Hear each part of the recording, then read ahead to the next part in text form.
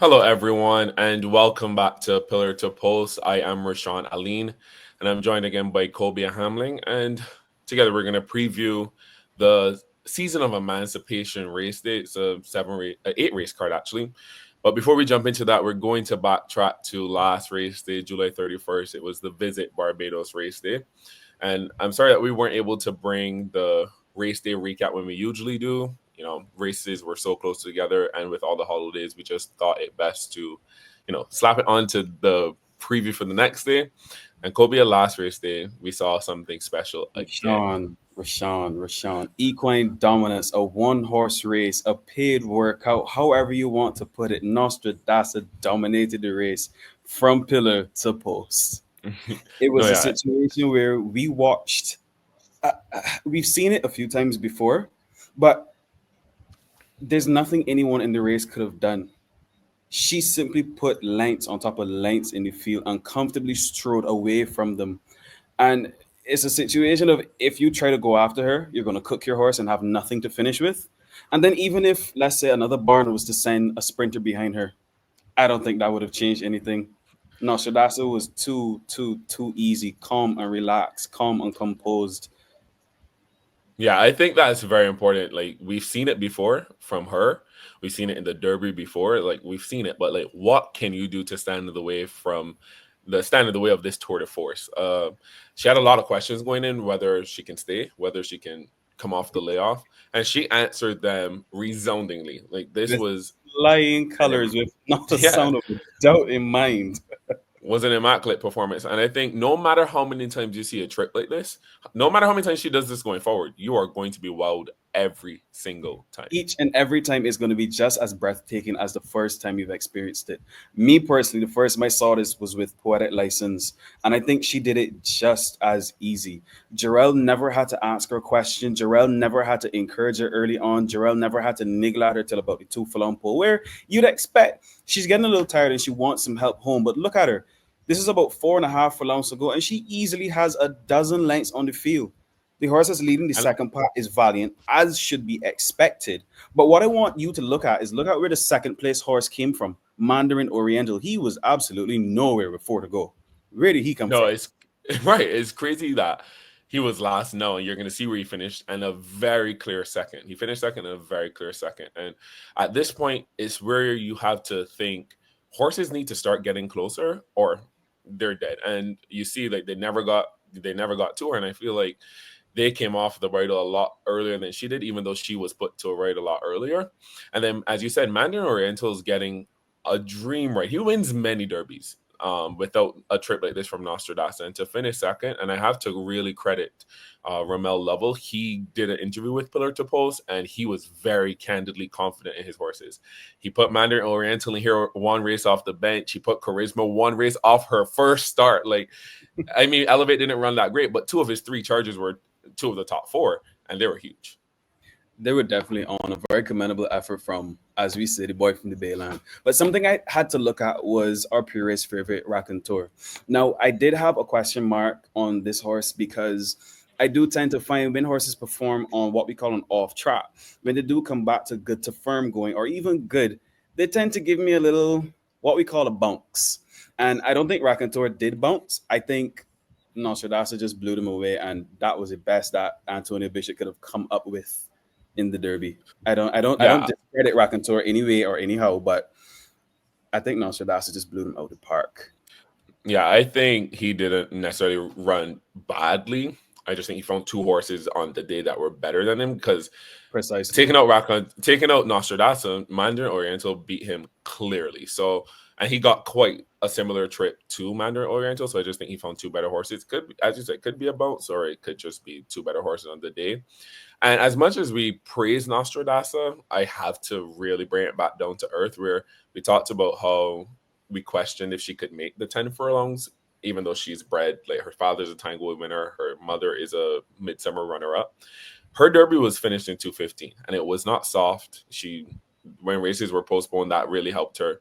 And in the 10 furlong era, there are three derbies that are slow, four derbies actually that are slower than hers. Names like Social Media and Bandera Bell and Mirabelle, and then Apostle. I am not even going to touch that one, but it's like these are horses that didn't necessarily come out of their to go far. So where now does Nostradamus fall after she didn't necessarily stay, even though she won? And the horses behind her probably didn't stay much as well, maybe outside of Mandarin Oriental and Rockland Tour. So it's going to be interesting to see where now this Derby falls in history and what she's going to do for the rest of her career. Yeah, this is a fun part of horse racing where she now goes into open class, open age races, and she now has to show where she belongs in our rating scale. Does she go up? Does she remain within the same ballpark, or does she have to fall to remain competitive at that particular distance? I think at 5.5 and maybe 7.8 furlongs, she still is a monster, most definitely. But sometimes you have to accept some horses are better at certain distances than they are at others. And you just need to be the best at what you're good at already. Yeah. You're able to beat Yeah, I think as long as she Continue. maintains Jarrell Beckles and she maintains, fitness and class and a firm track, she's going to be dangerous. So we'll see where she ends up, but we're gonna let the dust settle on that one and follow her closely after that. But Okay. horses who are on the complete opposite end of the spectrum from Nostradamus are horses The who've never run babies. before. Yeah, and that's where we're going to start. In race number 1, it is the Bailey's Plantation Allotted Weights race. And this is a race where you can go anywhere right now. I didn't get any words on the street yet on who are the future Derby winners or Classic winners, that are coming out of this field. But Yeah. I'm sure there's some notes out on some of them. If you look at our picks, we are similar yet different. I went with horse number 6, Venom. Now, when I'm playing 2-year-olds, especially first time starters, I am forced to play Bloodline because that's all I know. When I look at Preach to Me, Into the Mirror, Scarlet, and this horse is bred 3/4 to champion sprinter Dominus. So I expect at least at 5 furlongs, including Ray Williams, who's a Get Up and Go rider. I think this horse should at least be able to prove me right Saturday that he can get home sprinting. Preach to Me has been known to throw a lot of sprinters, and Scarlet and produce horses like Heezy One, a very, very speed type horse. Let's see if Venom can replicate like his siblings. Yeah, I ended up going elsewhere, but I'm not going to be surprised if a horse that's bred as well as Venom wins. I think number 4, Narcos, is one that's also bred to be pretty fast, and I love the 7-pound claim. So now a colt who's supposed to take top weight is going to take the lightest weight in the field. Weight, actually. Right, exactly. And then Ariel I went with as well for connection purposes. I think Round Table Stud Farm usually has 2-year-olds who are pretty precocious, and Robert Pierce can definitely get them ready to fire first out. A horse that I want to give mention to is a Tara as well, with Ricky Walker aboard. That's obviously a rider booking that you want to pay attention to. So I feel like we circle over 4 of them, and here goes Oya's Princess, or however it's called, to win. But right now, 4 for me with Narcos. Okay, this is a race where we got to see who's been studying, who's been learning, who's been paying attention at class during the day. It's a really big toss-up. It's a pretty small field, but any 2-year race is a competitive race. Exactly. So race number 2, it's the Right Excellent Bussa handicap. It goes just under a mile for the 65 and lowers, and this is going to be a pretty competitive one as well. And we have Red Force who's rounding into some form, who I'm going to take on top. But then the class horse in the field is Priceless, who's coming off There's the no bench. question about Priceless. Who's a half to Derby winner Nostradamus. So there's the pedigree, there's everything there, and you are going to take him. Yeah, I am quite forced to take the class horse of this field. And I do understand your reasoning with going with Red Force on top, seeing that is the Mr. Consistency right now. Prices have been off for 91 days, whereas Red Force just won a few days ago.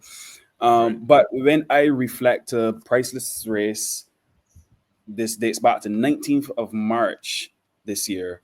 Priceless ran with a far higher field. This race was at 85 and lower, and for me, Prices ran at way better horses.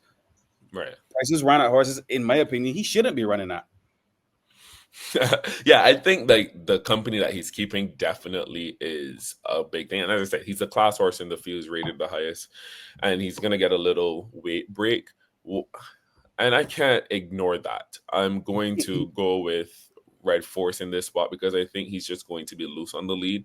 If Jarrell Beckles, because he's ridden him before, you've won with him sprinting last time out, but I think when they're going the trip, Jarrell hasn't been as aggressive with him. But I think this is a horse that just runs all day. If you put him in front, I don't think Heroes Day can make him that uncomfortable.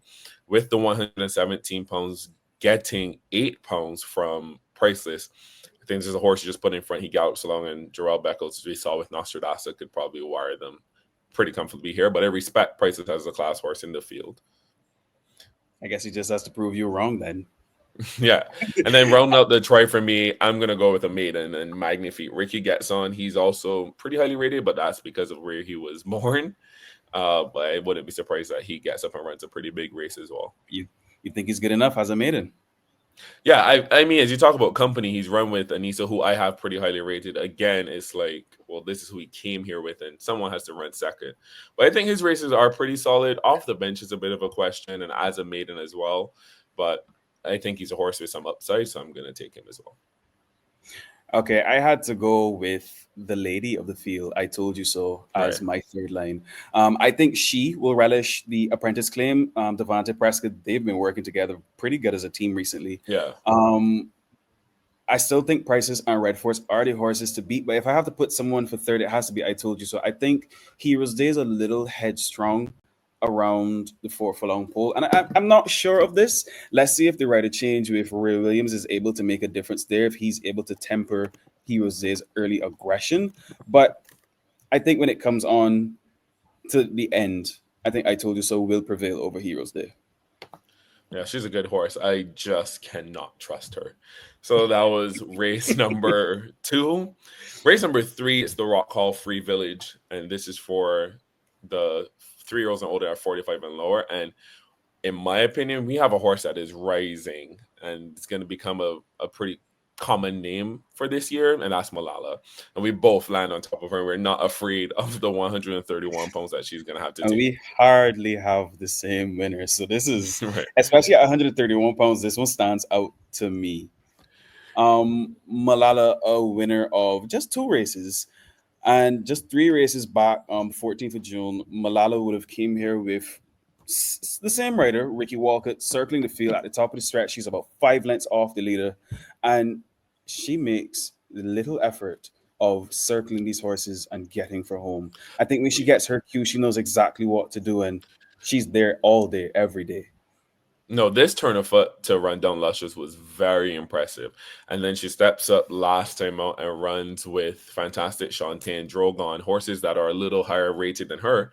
And she runs one of her best races. She's not afraid of a challenge whatsoever. So. No, exactly. So I think, no, with these horses that are rated, some in the 20s, and I think she's a 50s horse, a 131 pounds does not bother me in the slightest. I am tempted to single her in this leg. That's how confident I think I am with her in this spot with the 131 pounds.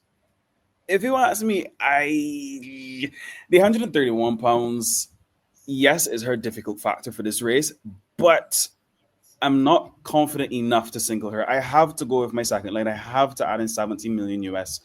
The apprentice claim, no, she's not going to go to post with 104 pounds, but giving away 20 pounds to a horse who has not done anything wrong with it, her last 5, maybe more starts, I can't single her. I have to add in 17 million US. She's always knocking at the door. This is the same way I view Red Force as Mr. Consistency. This is Miss Consistency in this field. No, I agree. She's a good horse, and obviously without Malala, she's my winner. But I think Malala, in the form that she's in, the company she's keeping, she's by far the horse to beat. And if I'm trying to be conservative, which I'm not, for $30,000 on the line, she would be. Keep that in mind, ladies and gentlemen. Right, exactly. Keep that in mind, please, because the Pick-6 wants to be won, but no one can get it won. But she would be a horse I'd be tempted to single, but we'll see what she can do with 131 pounds in that spot.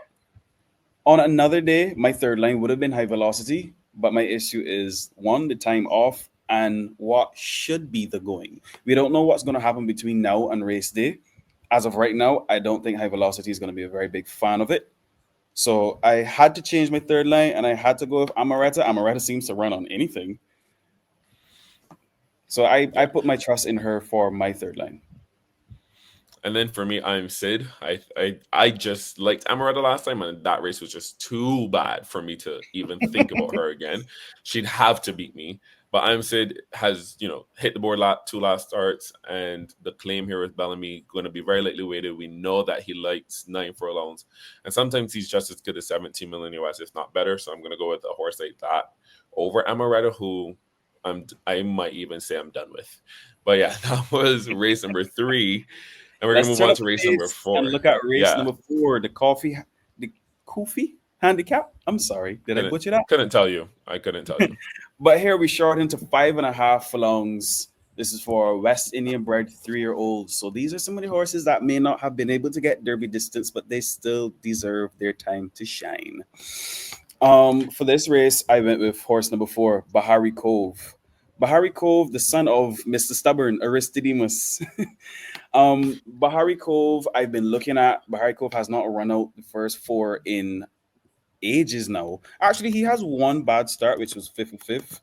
But for a horse of his caliber, for a horse going in this field, I think he's super duper hard to ignore. No, yeah, I agree. I think he is tough, and I respect him. And I understand why you picked him, but I'm going to have to go against him based off of the race that he won 2 starts back, and I'm going to take Dr. B. Dr. B is a horse that is so peculiar, in my opinion. I think after his maiden win on Gold Cup Day, I was like, okay, this is a horse that that's going to be so good. And since then, he's really struggled. And you're going to see in his last start, I think he was absolutely best. And his rider, Devante Prescott, just made it Oh, he ran into a bit of a trouble right there. yeah, just a novice error, in my opinion. You have to know at the track, like when that point is approaching, you have to be aggressive and maintain position. So the horse that has been leading for the first 4 furlongs of the race is now, 7 lengths behind the hot favorite who's carrying 100 and whatever he was on that day, Bahari Cove, and it's now on the rails and struggling. And then he's going to get into more trouble. And I think this is a horse who's a lot better at, and you see it there where Simmer Down comes down on him a little bit, who's better He shows shorter, a lot and of he heart, runs. though. Exactly. He And he shows a runs lot of such heart. a solid race. Average horses that get into those positions immediately give up. I must say it's very commendable on his part to show not even just a second, but a third effort. Exactly. And then to still hit the board. So that's why I think cutting back to a trip that might even be better for him. A cleaner trip here with Devante Prescott retaining the ride. I have to take him over Bahari Cove that you like. Bahari Cove has been super duper consistent at 5.5 and 7 furlongs. He's actually never run off the money at either 2 of those distances. If you date back, he had to start with Aaron Daniel going 9 furlongs, and that was just, he was not interested there. That may be a bit too long for him. But as long as he's with his age group, at least for now, I'm not ignoring him once he's going 5.5 or 7. It's going to take maybe Nostradasa for me to get off of him. Bahari Cove. His last start was also very good. His last start was very good when he lost to Northern Lady and Paper Trail. He was drawn 12 of 12. So he's doing really well right now. Yeah. Exactly. He's doing really well right now, but I just think from that trouble, I have to pay attention to Dr. B and hoping that a cleaner trip gets him to be more competitive with Bahari Cove. And now this is the 3rd straight race for Bahari Cove that I picked him second. He's won, he's finished 3rd. So I think I'm just going to stick with that, trying to hope that the form continues for Bahari Cove. Let's start betting. Go to barbadosturfclub.org. Click betting and select mobile wagering information. To the left, click start betting. Enter your account and PIN to log in.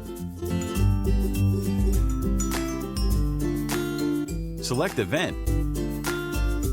Then select the race followed by your bet type. And choose your bet amount. Select your horse or horses. When finished, click Bet, verify, and click Accept, and you're ready to win. And as we conclude race number 4, we commence race number 5, the Reefling Ceremony Handicap, and we're going over 9 furlongs now. Rashaun, we share some similar thoughts in this race, but our winners differ. Now, I have your second place horse, Inter Red. Now, we went over this race a little while ago. This is a race that Bahari Cove would have won by a nose, but who did he beat by a nose? Into Red. So I'm forced to go back with what's familiar to me. Into Red, who's been racing for a little while and has, as of recent, been showing, okay, I'm now figuring out what to do. And with every start, my confidence grows more and more in this horse. And this horse put down a very commendable effort running against Bahari Cove in its last efforts. Yeah, I have to agree, but I'm going to go against because as you see in the replay, Luscious ran 10 furlongs in this race. And in each turn, the first turn it was wider than the second turn. And I think coming back here with Stricker, if she can save just an ounce of ground, and this is something that you see a lot with these horses in pink, that they tend to go wide, and you stay out of trouble, but you give up so much ground, and you have to be so good to give up that much ground. And then she finishes so well to lose to Bahari Kova Interred by a length, and she's going to be distributing that kind of weight again. She gave Interred 8 pounds. I think she is better than Interred, so saving some ground will not level the playing field as it did in that spot. So I think she, if with a better trip, will beat Interred. I do agree with the better trip. She should be closer. I simply have to go with the weight pool that Interred has. Giving away weight is a very big thing to me, especially such a large number. We're in double digits here. We're at 10 pounds, maybe even 11 that will be given away. This is all due to apprentice claim, obviously. Right, yeah. But I think continue. I think the weight is a real concern. Agreed. She's now going to be giving Interred more weight than last time. But again, I feel like the trip added to the amount of weight. She probably gave away 15 pounds worth because of the trip that she got. So I think it's going to be more fair with that if she got a better trip. And then I'm going to go Elevate underneath, who's exiting the Derby. Doesn't necessarily have that big race that, I think Interred and Luscious show. But as we talk about company that you keep, she has a pretty good second, a couple starts back. And Ramal Level has really gotten his 3-year-olds into some good form. So I think an unexposed young horse like Elevate, the filly should be able to run pretty well in this company. So on my third line, I went with Luscious stablemate, Bubbly. Now, at first, I was wondering if maybe Antonio Bishop chose as stable rider. He chose Bubbly due to the fact that Luscious would be more appreciative of the apprentice claim. But when I look through consistency, I find Antonio is choosing Bubbly a bit more than Luscious. Is this maybe because he sees a bit more in Bubbly? Is there maybe more to be enjoyed with Bubbly? And I must side with him for my third place at least. Elevate, I don't have any, but I was saying I don't have any insider. Sorry, with Bubbly. I think though what you said was real, and I'm gonna let you get back to Elevate in a second. But I think what you said was real. Is that Luscious might be the better horse in this spot, but might be disadvantaged if Bishop rides and now has to give Interred 17 pounds or 18 pounds as opposed to getting the 7-pound claim. And Straker has done well with Luscious before, so I think it's more of a factor of that than Bubbly. Yeah, But you were saying with Elevate. Now, I looked through a few races with Elevate, and this horse has been knocking at the door. But I do find in races, especially when you throw them in the deep, for example, like the Derby, I do find as much as horses are animals, they're still athletes at the end of the day. And I think that may have broken her spirit. If she does beat Bubbly, I'll accept defeat. But I think she has to do it without me, at least for Saturday. Yeah, but we can agree it's 1 and 2, and then everybody else in the wreath laying ceremony. So race number 6. It's the Slavery Abolition. Why was that word so hard? The Slavery Abolition Act of 1833. And as hard as that word was for me to pronounce just now, it's as hard as this race could be when it's run. Because I think this is a race that's going to knock off everyone's Pick-6. No, exactly. And I'm going to go with a horse that I don't even necessarily trust. I'm going to go with Foamy Knot on top. She's getting a claim with Lester Edwards. I think she's just the fastest in the field. We'll probably get a trip like she got when she won a couple starts back. And just is going to go to the front and blaze. And as you see here in this replay, like this is what she did, and she did it so well. The weight is really good, and who can go with her in this spot? Like the Vito Rosso, who broke her maiden a couple starts back, is way behind her in here. And if the conditions are right top of the stretch, yeah, and if the conditions are favorable, I think Fulminant is gone from the inside. Okay, she did blaze from gate to wire here, and I do think with Lester Blameless Edwards, that's the exact plan. But I had to step across the board, and I went back to a horse who's a little bit more familiar to me, maybe even biased, some may say. Intuition. Now, Intuition hasn't been showing the class I know he holds as of recent, but watching back his last effort on what we call a slightly off track, Intuition came from dead outside and was able to get across before even the sandpiece.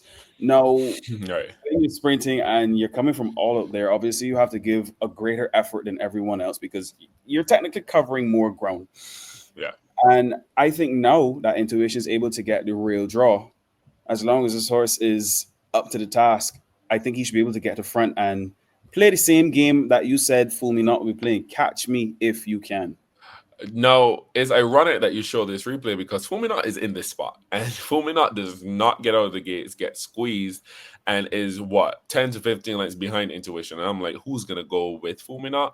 But I think if Fulminant can get out of the gates, she is faster than Intuition, but he is a real pace presence if she, doesn't get out of the gates as If she cleanly as I hesitates, envision. like a half a Exactly. coach, Intuition's But gone. then, yeah, exactly. But then it's the class thing where how far can he go? How fast can he take it to win this race? I don't think I've seen anything on paper yet. And again, these are horses. Horses can do the weirdest thing when it comes to racing, but he's not a horse that I necessarily love. I don't trust him at all. Actually, I don't.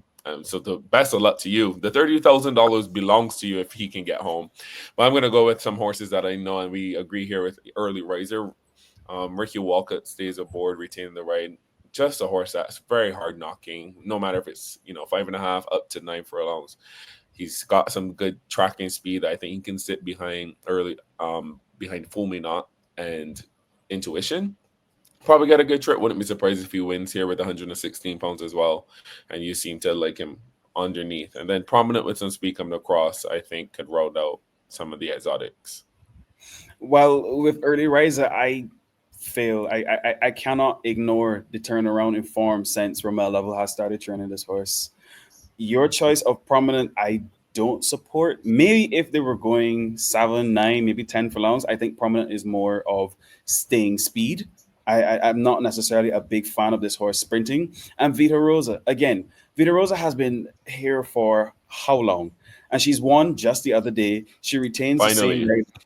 Yeah, finally. She retains the same rider at the same trip. But you know how we feel about an off track. And this is maybe the first time, this is the first time she's going to be back out since then. And she's got to show me she's good enough to run fourth here.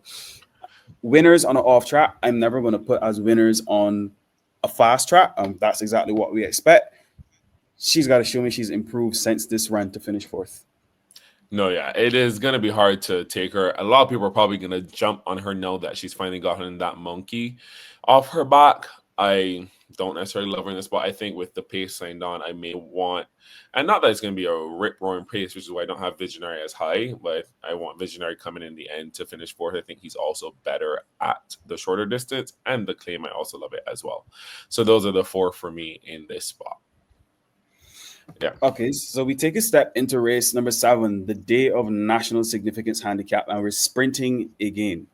Now, this race is more so speed to burn. You have the likes of He's the One, Ollivander, Amazing Jane, Northern Lady, even Thunder Lady, who's jumping wide. And it's, who are you going to pick here? For me, I went with horse number 1, He's the One. And you may tell me that this is a bit of a, where did you get this from type of pick. Right. But when I look at where the pace is, all the paces that He's the One outside. This is the first time he's going to be jumping from the rail since November 2024.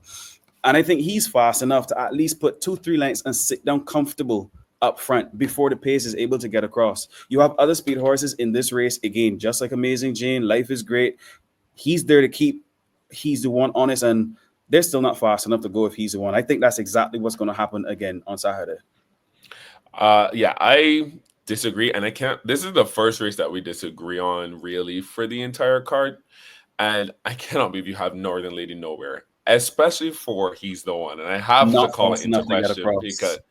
because the one's what gonna I be gone. what I disagree with is that since Boxing Day, this horse has put 2 races together in the last 8 months, and injuries and aging definitely slow anyone down. I think he's not as fast as you think, as he once was.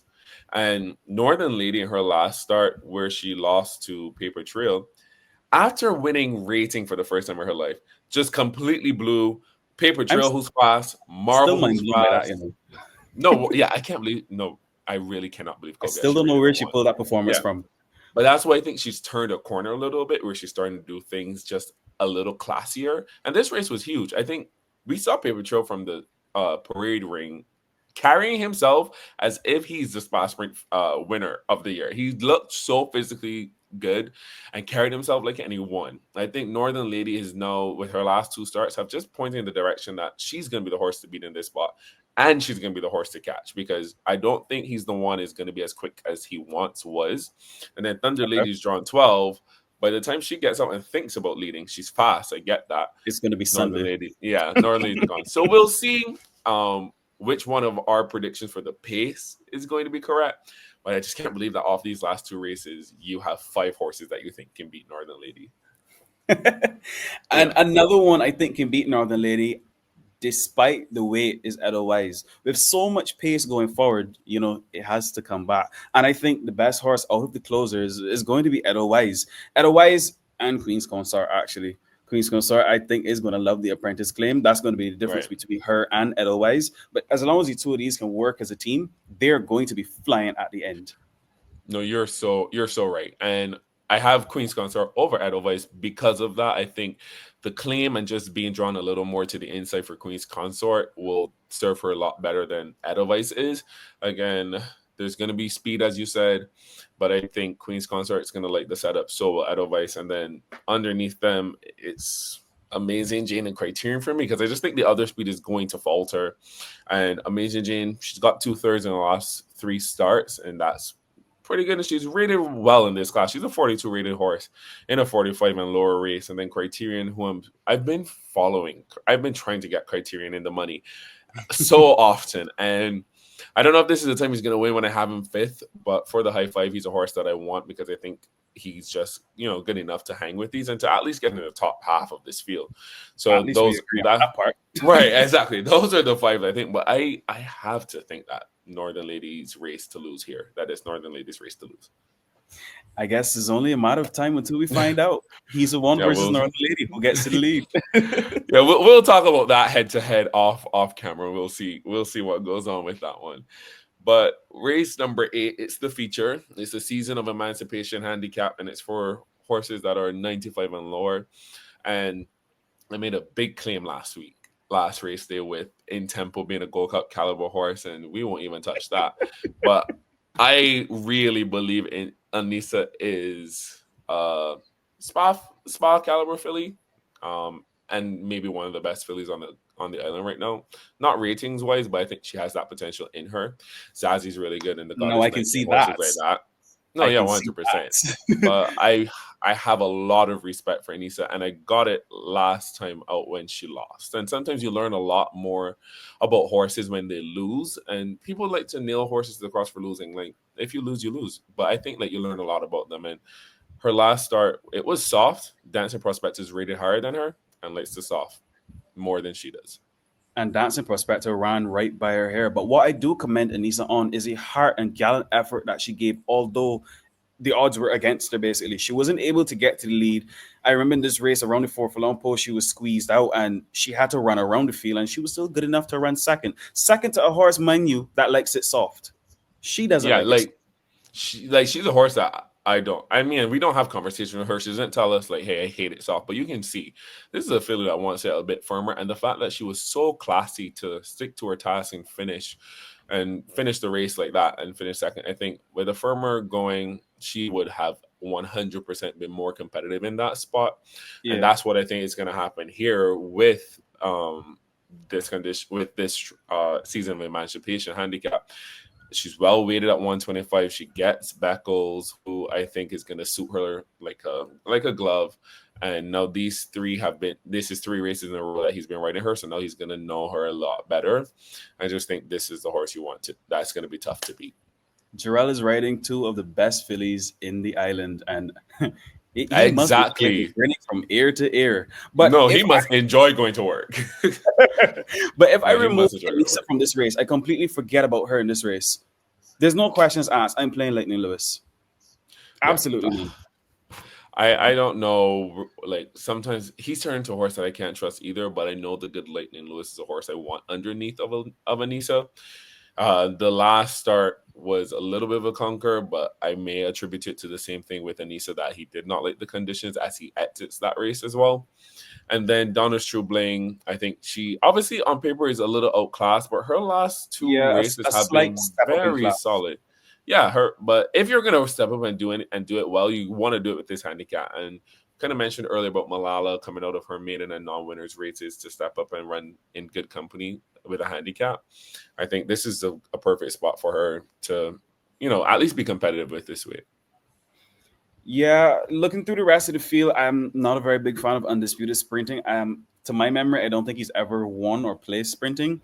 Major Dan and Rene, two other factors of speed, and these are horses that if they don't get the lead, they don't give the best of efforts, and I don't think they're going to see where Anissa goes.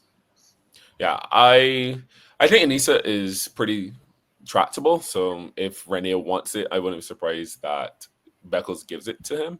But again, if Anissa wants it, she can have it. But to me, it's Anissa and everybody else. Okay. So that was race number 8, and again, we talked about it a little earlier. There is $30,000 on the line for a single winner of the Pick-6 combination. This has carried over for now over 5 race days, and I am definitely very intrigued to play. And I'm going to start in race number 2 with 2 and 5. That's Priceless and Red Force, the 2 class horses of the field. Then 3 and 6. Again, as I said, I was tempted to single Malala, but with $30,000 on the line, I'm not going to just be crazy to single. I'm going to have some support. Then Dr. B and Bahari Cove, far and away the best 2 in race number 4. 1, 2, and 6 with Interred, Luscious, and Elevate, who's exiting the Derby. Then they're going to go a little bit deeper in race number 6. That's 2, 6, 7, and 13. I think Fulminat's going to take some catching with Visionary to come late. 7, Early Riser, who's just in some good form, and 13 with Prominent with that cutback. And then 2, 8, and 11, the last leg, Queen's Consort and Edelweiss is 11. Those two to close, but I think Northern Lady number 8 is just far and away the best horse in the field and is going to definitely take some beating. So that's my Pick-6 combination for $144 at a 50-cent wager. Well, Rashaun, our first 2 legs, race 2 and race 3, we share identical opinions. And it's basically consistency mixed with insurance. It's Priceless and Red Force, consistency and class. Going on to race number 3, we both again share Malala, who I think should be an easy winner. But just in case that 131 pounds ends up being a touch too much, 17 million US is going to be in the slips to take it away from her. We both share Dr. B and Bahari Cove, but I went a little deeper, and I think I have to add Fast to Cash. It's a sprint at the end of the day, and we both know how fast to Cash can be. You let that out on the lead, they're not catching that horse. Interred and Luscious, again, 2 horses that I think will take some beating, but I have to add another, and that's going to be Bubbly, whereas you went with Elevate. And I have this feeling I'm going to regret leaving out Elevate. But it's gambling and it happens. So It happens, exactly. It happens. Race number 6, I added your Fool Me Not to my intuition, but also had to toss out in the deep of Vita Rosa. As much as I said she was winning on an off track, sometimes it's just that horse's day to shine. And from there on out, the horse's character completely changes. And I don't want that to occur. And I'm not on the Vita Rosa train. So I have to jump on. Choo choo, as they say. And in my very last leg, I went a bit deeper than you. I went He's the One, Queen's Consort, Ollivander, and Edelweiss. I went with speed and closing ability. My fingers are crossed that some way, somehow it works out for me. My ticket is a bit more expensive than you, but at $30,000, I have no problem making a slight investment. Let's see how it goes. You're not going to spare an expense when you can potentially put over $30,000 in your pocket. And the reason it was going pretty even. We were agreeing a lot, but then when it kind of got to the end, we went different ways. And that's what horse racing is. It's going to bring different opinions no matter how much you think the same, I guess. But that's it for the season of Emancipation Race Day. Again, thank you so much for tuning into Pillar to Post, and may all your tickets be winning ones. Good luck, everyone. I hope someone takes home the 30,000.